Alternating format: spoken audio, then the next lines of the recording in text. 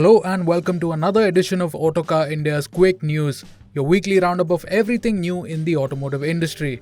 Before we get started, a quick reminder to subscribe to the Autocar India channel and hit that bell notification icon to stay notified of all the new and exciting videos coming out.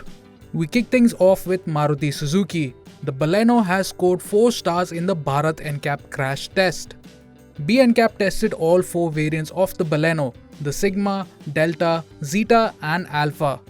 While the Sigma and Delta come with 2 airbags, the Zeta and Alpha trims get 6 airbags. Other safety equipment available includes ABS and ESP, hill hold assist, a 360-degree camera, brake assist, 3-point seat belts for all passengers and ISOFIX mounts. The Baleno also complies with AIS 100 pedestrian protection norms and ESC regulations. According to the report, the top-spec Baleno Zeta and Alpha offered good head and neck protection in the frontal offset test, while chest, pelvis, tibia and foot protection ranged from marginal to adequate. In the side barrier test, chest protection was adequate with all other areas rated as good. Even the side pole impact test scored good.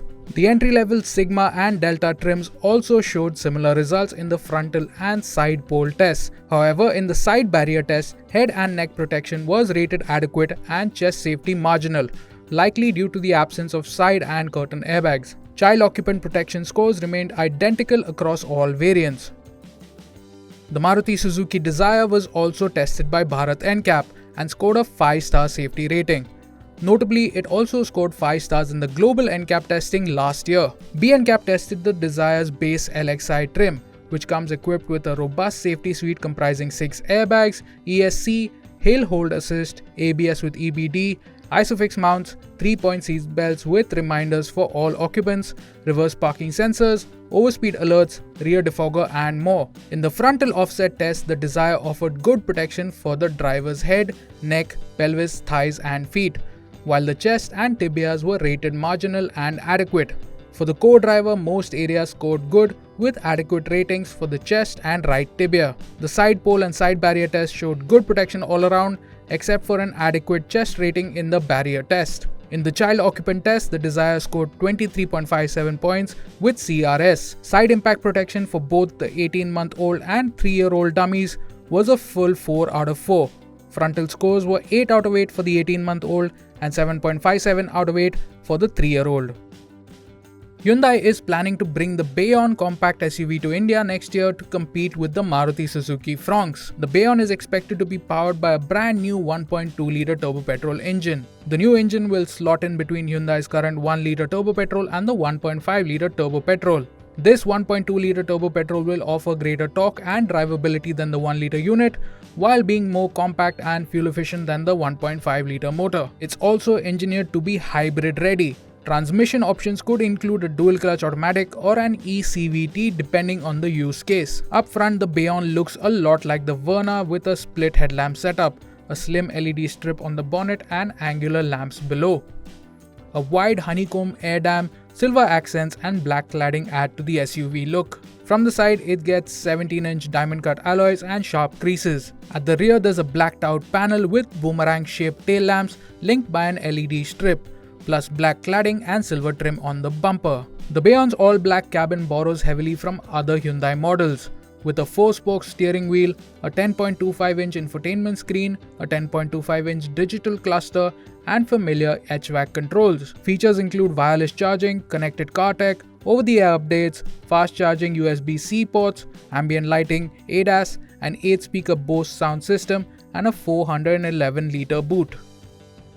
Audi has launched a new Signature Edition of the A4 sedan at Rs 57.11 lakh. The limited edition version comes with a few exterior cosmetic enhancements and additional features. Exterior updates on the new A4 Signature Edition include Audi ring decals on the rear doors, new dynamic wheel hubcaps with new alloy wheels, and a new boot lid spoiler. The Signature Edition is available in 5 metallic colors: Glacier White, Mythos Black, Navara Blue, Progressive Red and Manhattan Grey. On the inside, the biggest update is the new Park Assist feature with a 360-degree camera. The car also gets LED puddle lamps with the Audi rings motif, stainless steel covers for the pedals, a new fragrance dispenser, oak wood decorative inlays on the dashboard, and customizable key covers. The Signature Edition remains mechanically unchanged from the regular A4, powered by a 2-liter 4-cylinder turbo petrol engine that produces 204 horsepower and 320 Nm of torque.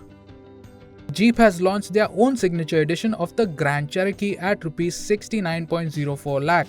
The limited edition Grand Cherokee in India gets more features and costs Rs 1.54 lakh more. Compared to the already well-equipped Limited O variant, the Signature Edition adds motorized side steps, making it easier to get in and out. Rear passengers get two 11.6-inch Android-based touchscreens that have built-in speakers and Wi-Fi, Bluetooth and aux compatibility. The Grand Cherokee Signature Edition also gets integrated front and rear dash cams. The Grand Cherokee is powered by a sole 2-liter 4-cylinder turbo petrol engine that produces 272 horsepower and 400 Nm. This unit is mated to an 8-speed automatic gearbox that sends power to all 4 wheels via Jeep's 4-wheel drive system. The Mercedes-AMG G63 Collector's Edition has been launched in India for a price of Rs 4.3 crores. Limited to just 30 units, the Special Edition G-Class comes with India-inspired aesthetics and costs Rs 66 lakh more than the regular G63. The G63 Collector's Edition has specifically been configured by Mercedes-Benz India and its R&D team, focusing on exclusivity and personalization. Inspired by the Indian monsoon, it features two India-specific manufacturer paint shades, Mid Green Magno, reflecting lush greenery, and the Red Magno, inspired by iron-rich soil. Unique touches include a 1 of 30 plaque on the rear spare wheel cover, a custom side protection strip, and 22-inch gold finish AMG alloy wheels. Inside, it gets a two-tone manufacturer, Catalana beige and black Napa leather upholstery, along with open-pore walnut wood trim on the dash. Buyers can also have their name engraved on the dashboard grab handle, making each one truly unique. The AMG G63 Collector's Edition is powered by the same 4-liter twin-turbo V8 with 48-volt mild hybrid tech, producing 585 horsepower and 850 Nm, plus a 22 horsepower boost from the hybrid system. It's paired with a 9-speed DCT and sends power to all 4 wheels via the 4MATIC system. Claimed 0 to 100 kph time is just 4.4 seconds.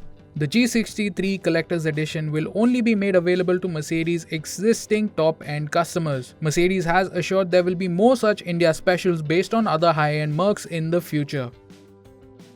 In two-wheeler news, TVS has launched the updated Apache RTR 204V at Rs 1.54 lakh. TVS has given the RTR 204V a visual update with eye-catching red alloy wheels and refreshed graphics. It is now offered in 3 colors: glossy black, matte black and granite grey. It also gets a new 37mm upside-down fork and a hydro-formed handlebar.